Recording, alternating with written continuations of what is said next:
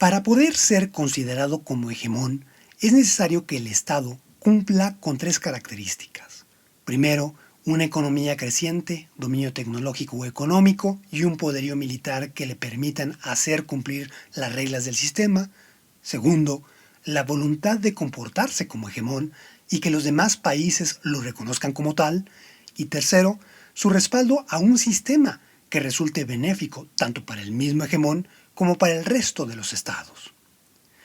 Una de las ventajas de imponer su supremacía a otros estados es que el hegemón puede imponer su política exterior y moldear al sistema internacional conforme a sus intereses le convengan. Tal realidad explica el por qué las grandes potencias llegan a comportarse de forma contradictoria, donde por un lado participan activamente en la codificación de normas internacionales, pero por el otro, en raras ocasiones, culminan el proceso de vinculación a los tratados. Si bien uno de los principios básicos de convivencia internacional es el de igualdad soberana, donde cada país representa un voto y todos son iguales, resulta inocente creer que la realpolitik se desahoga de tal manera y basta ver la disparidad de la influencia que poseen los estados dentro del Consejo de Seguridad de las Naciones Unidas, el Fondo Monetario Internacional o el Banco Mundial. A lo largo de los últimos siglos, varios países han ocupado el título de potencias mundiales, pero sin duda alguna el referente actual aún sigue siendo Estados Unidos. En este episodio, que es el primero de dos partes, estaré abordando uno de los temas más polémicos y más en boga en la actualidad, el de las sanciones coercitivas unilaterales. En otras palabras, estaremos analizando el régimen paralelo que existe a las sanciones que se imponen en el Consejo de Seguridad de las Naciones Unidas y reflexionaremos sobre el impacto que este actuar unilateral de los estados tienen en las relaciones internacionales. Mi nombre es Víctor Corso y esto es el ABC del Derecho Internacional. Radio Anáhuac presenta ABC del Derecho Internacional, la información más relevante del acontecer mundial. ABC del Derecho Internacional, con Víctor Corso. Tras la llegada de Donald Trump a la presidencia, la política exterior de Estados Unidos ha adoptado una postura más radical a la desplegada tradicionalmente. Fiel a su lema de campaña America First, Donald Trump ha adoptado una política exterior realista, orientada hacia el aislacionismo, donde literalmente se conduce como si no existieran otros países y con una estrategia de negociación distributiva, donde forzosamente existe un ganador y un perdedor. Esta actitud se ha interpretado como una renuncia tácita de Estados Unidos al liderazgo global que había construido en el plano multilateral durante la administración de Barack Obama y que ha llevado a que países como China o Rusia, en directo desafío a la hegemonía estadounidense, se vean animados a extender su área de influencia dentro de la comunidad internacional. Desafortunadamente, el camino que ha seguido la administración Trump tiene a Estados Unidos cada vez más aislado de sus aliados tradicionales tras diferentes desencuentros en temas de gran importancia a nivel global, tales como su salida del Acuerdo de París, de la UNESCO, del Consejo de Derechos Humanos de las Naciones Unidas, del Acuerdo Transpacífico de Cooperación Económica, del Acuerdo en materia de energía nuclear que el grupo de países 5+1 negoció con Irán, su reticencia en plena pandemia para entregar su contribución anual a la Organización Mundial de la Salud y posteriormente su anuncio de ruptura con dicha agencia, el bombardeo unilateral realizado en contra de Siria, las desavenencias con sus mayores socios comerciales al amenazar con dar por terminado el Tratado de Libre Comercio para América del Norte, el mudar su embajada en Israel a la ciudad de Jerusalén en contra de los acuerdos internacionales, la confrontación con los países del G7 y de la OTAN al considerar que los demás países no estaban contribuyendo económicamente lo suficiente y su retórica amenazante en Naciones Unidas, donde retoma el argumento bipolar de están con nosotros o en contra de nosotros. Tal actitud ha mermado el apoyo de los países aliados a Estados Unidos en su confrontación con China, lo cual ha evitado que el boicot que Estados Unidos ha pretendido realizar contra el país asiático o sus compañías no tenga la efectividad deseada. Esto se ha evidenciado en la imposibilidad de impedir que la compañía china Huawei siga manteniendo el liderazgo en materia de telecomunicaciones a nivel global y que muchos estados no le cierren las puertas a las inversiones extranjeras chinas que desean realizarse en el extranjero. Una de las consecuencias de que Estados Unidos no reciba el apoyo de siempre por parte de terceros estados es que las sanciones que pretende imponer a distintas personas, estados, gobiernos y empresas están perdiendo la efectividad deseada y su ámbito de aplicación está quedándose limitado simplemente al territorio estadounidense. Hay que recordar que las sanciones en general son aquellas medidas que van más allá del mero reproche diplomático, pero que se quedan cortas en lo que respecta al uso de la fuerza. De esta manera, para que un país pueda imponer de forma efectiva una sanción, es necesario su acompañamiento de esfuerzos diplomáticos y el apoyo de países aliados para generar mayor presión y obligar al tercer estado en discordia a modificar la conducta que se reprocha. Por estas razones, la falta de apoyo no es asunto menor si consideramos que Estados Unidos hace un uso activo de las sanciones como medida de autoayuda para imponer su visión en la esfera internacional y para sancionar aquellas conductas contrarias a su interpretación del derecho internacional. De esta manera, tenemos que hoy en día el gobierno estadounidense, a través del Departamento del Tesoro, mantiene sanciones contra distintos gobiernos y algunos nacionales extranjeros de países como, por ejemplo, Venezuela, Irán, Corea del Norte, China, Rusia, Cuba, Irak, Líbano, Nicaragua, Somalia, Sudán y Siria. A lo largo de los años, el arte de imponer sanciones unilaterales ha ido perfeccionándose y hoy en día hay una preferencia por usar sanciones inteligentes o smart sanctions con las cuales se busca afectar únicamente a las personas responsables del desencuentro internacional y de esta forma sustituir las antiguas sanciones que castigaban a la totalidad de la población de los estados, tal como las que se implementaron en contra de Irak después de la Primera Guerra del Golfo. No obstante, es importante reconocer que en aquellos casos donde se busca provocar un cambio de gobierno, como en el caso de Venezuela, las sanciones impuestas buscan generar el mayor malestar posible en la población para que de esta manera se termine derrocando al gobierno en turno o se apresure el cambio en el poder. De esta forma, tenemos que el universo de sanciones abarca desde embargos económicos, comerciales, restricciones de viaje, congelamiento de cuentas bancarias, prohibición de compraventa de armas, no reconocimiento de gobiernos, exclusión de foros internacionales, por solo mencionar algunas variantes.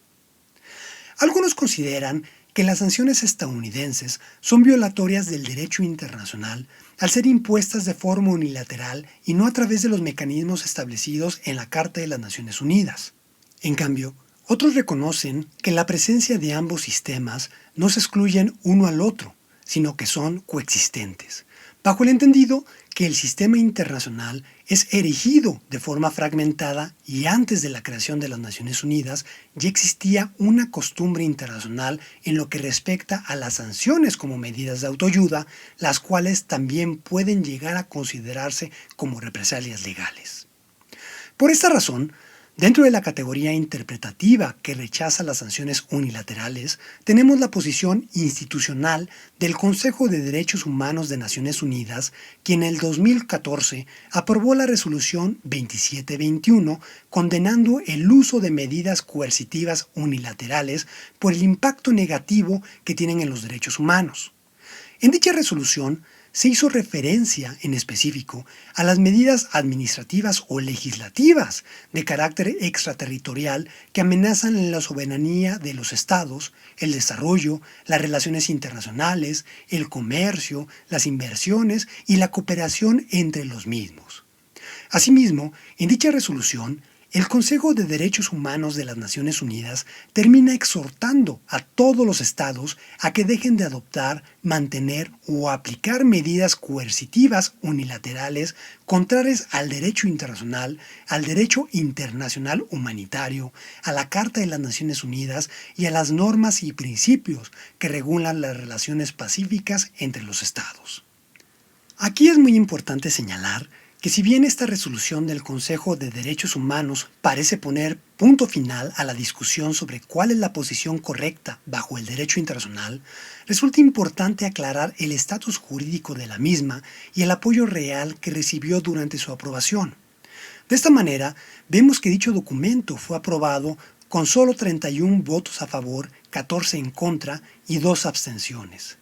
Si profundizamos un poco más, podemos ver que entre los estados que votaron a favor de limitar el uso de las sanciones unilaterales están justamente los estados afectados actualmente por las mismas, tales como Rusia, China, Venezuela, Cuba. Y en la oposición se encontraba Estados Unidos y sus países aliados, como Japón, Reino Unido, Corea y los miembros de la Unión Europea, Alemania, Austria, Estonia, Francia, Irlanda, República Checa y Rumania. En otras palabras, hay que tener en cuenta dicha resolución con las reservas conducentes, en el sentido de que la misma carece de carácter vinculante por ser una simple resolución y tomar en consideración que desde hace ya varias décadas los organismos internacionales adolecen de la democracia de las minorías, donde los países en vías de desarrollo, al superar en mayoría a las potencias, buscan imponer su visión del mundo y del derecho internacional, mayoriteándolos, cuando es posible, en los temas que consideran importantes en sus agendas políticas. Ahora yéndonos a la postura contraria, respecto a aquellos que apoyan este tipo de acciones unilaterales de los estados y señalan que las mismas tienen sustento legal en la costumbre internacional existente, tenemos que esta interpretación se vuelve relevante, especialmente si consideramos que el órgano de Naciones Unidas encargado para la imposición de sanciones es el Consejo de Seguridad, el cual es un órgano político donde 5 de sus miembros permanentes, que son Estados Unidos, Reino Unido, Francia, China y Rusia, tienen la capacidad de ejercer su derecho de veto y obstaculizar cualquier resolución y acción que pueda afectar sus intereses geopolíticos. Lo anterior se vuelve relevante porque no son raros los episodios donde el Consejo de Seguridad ha caído en una parálisis institucional ante un acontecimiento que pone en riesgo la paz y la seguridad mundial por existir una interpretación completamente opuesta entre sus países miembros sobre los supuestos hechos que están poniendo en riesgo la estabilidad mundial o por haber sido uno de estos países el que cometió la violación de derecho internacional. Un ejemplo del primer escenario es el que aconteció en el 2008, cuando la esperada votación en el Consejo de Seguridad de Naciones Unidas sobre las posibles sanciones a Zimbabue por el fiasco electoral y el uso de la fuerza excesivo durante la jornada electoral en la que se reeligió por 4ª ocasión a Robert Mugabe como presidente de dicho país, se vio frustrada tras el rechazo de Rusia y China. Básicamente, la discusión en ese entonces se atrincheró en 2 visiones opuestas respecto a la violencia desplegada y las irregularidades electorales cometidas en los comicios de Zimbabue. Por un lado, aquellos que apoyaban las sanciones al gobierno de Mugabe, como Estados Unidos, Reino Unido, Bélgica, Burkina Faso, Croacia, Costa Rica, Francia, Italia y Panamá, pugnaban por un embargo de armas y restricciones financieras. Por el otro, los que se oponían como China, Libia, Rusia y Sudáfrica argumentaban que la situación en el país africano no meritaba acción alguna del Consejo, ya que no era una amenaza a la paz y seguridad internacional de acuerdo a sus facultades bajo la Carta de las Naciones Unidas. Otro ejemplo de parálisis dentro del Consejo de Seguridad, ahora provocada por haber sido uno de los miembros permanentes el que violentó el sistema internacional, es la anexión rusa de Crimea en el 2014, después de que supuestamente la población en Crimea votara en un referéndum a favor de independizarse de Ucrania. Como todos sabemos, tras la votación, el presidente de Rusia, Vladimir Putin, oficialmente le dio la bienvenida a Crimea como una nueva entidad de la Federación Rusa, y justo a partir de dicha acción, los países europeos y Estados Unidos procedieron a declarar ilegal el referéndum y la anexión de Crimea y a imponer sanciones a varios de los oligarcas cercanos al presidente ruso con el fin de ejercer presión al Kremlin.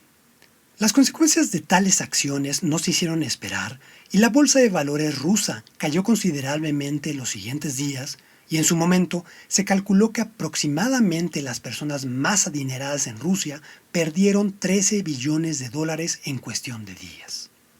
Con esto se busca ejemplificar cómo, aun cuando Naciones Unidas es el foro indicado para la discusión y adopción de sanciones contra algún Estado, por el propio proceso bajo el cual se conduce el Consejo de Seguridad, vemos que es frecuente la parálisis dentro del mismo provocada por sus propios miembros, lo cual se traduce en una potencial inacción dentro de la esfera internacional si es que nos queremos apoyar plenamente en instituciones internacionales. Por lo que nos guste o no, la actuación unilateral de los estados en la imposición de sanciones viene a llenar la laguna fáctica que el sistema internacional presenta en estos casos de parálisis, siendo de esta manera, en algunas ocasiones, la única alternativa disponible para obligar a un tercer estado a adecuar su conducta a la esfera internacional. Gracias a que Estados Unidos ha sido el centro financiero mundial desde la Segunda Guerra Mundial, se ha vuelto común que la mayoría de los estados, empresarios, inversionistas, funcionarios estatales y miembros de la delincuencia organizada que posean una riqueza considerable, casi siempre van a tener algún activo económico dentro del territorio estadounidense o en alguno de los territorios de sus aliados. Irónicamente, esta tendencia es justo lo que le ha facilitado a Estados Unidos su rol como hegemón, ya que en lugar de perseguir a los sancionados, literalmente todos van hacia él. De esta manera, tenemos que las sanciones coercitivas de carácter unilateral no solo se imponen en el exterior, como en el caso de Siria o Irán, sino también al interior de Estados Unidos, como ha sido el tratamiento que le ha dado a los miembros de los regímenes no alineados como Venezuela y Nicaragua, y a los miembros de los cárteles mexicanos dedicados al tráfico ilícito de estupefacientes, a los cuales les ha congelado sus cuentas bancarias en Estados Unidos y prohibido a cualquiera de sus compañías o ciudadanos que realicen negocios directos con los mismos o con las compañías que estos grupos o personas emplean para lavar dinero. Recientemente, las sanciones estadounidenses en contra de Irán y Venezuela han estado en boga primero por la situación precaria que están generando en ambos estados para hacerle frente a la pandemia del COVID-19, segundo, por el desafío directo que Irán desplegó al mandar 5 buques petroleros con más de 1.5 millones de barriles de combustible a Venezuela, y tercero, por lo volátil de la relación entre dichos estados y Estados Unidos. Aquí hay que recordar que en enero de este año, Estados Unidos realizó el asesinato selectivo del general iraní Qasem Soleimani, e Irán, como respuesta al mismo, bombardeó las bases militares estadounidenses en Irak. Y en esas últimas semanas, el gobierno de Venezuela acusó al gobierno de Estados Unidos de estar detrás de la operación Gedeón, donde exmilitares venezolanos y mercenarios estadounidenses pretendían realizar una incursión armada a Venezuela para capturar a Nicolás Maduro. Bajo este escenario, las preguntas que surgen son: ¿cómo reaccionará Estados Unidos al desafío iraní? ¿Cuál es el catálogo de sanciones que está empleando hoy en día Estados Unidos contra de sus detractores? ¿Qué rol están teniendo las Cortes de Estados Unidos con esta herramienta de política exterior? Y preguntarnos, ¿se están comportando las Cortes estadounidenses como cuasi cortes internacionales? Bueno, todas estas preguntas las estaremos respondiendo en la segunda parte de este episodio. Les recuerdo que me pueden contactar y seguir a través de mis redes sociales. En Twitter me encuentran en @V de Víctor, E de Emilio, _Corso, CORZO, y en YouTube en mi canal Víctor Corso Derecho Internacional, donde pueden ver otros análisis sobre Derecho Internacional y Política Exterior. Muchas gracias por escucharme, no olviden suscribirse al podcast y dejarme sus comentarios. Mi nombre es Víctor Corso y esto fue el ABC del Derecho Internacional. Hasta la próxima. Esto fue el ABC del Derecho Internacional, la información más relevante del acontecer mundial, con Víctor Corso.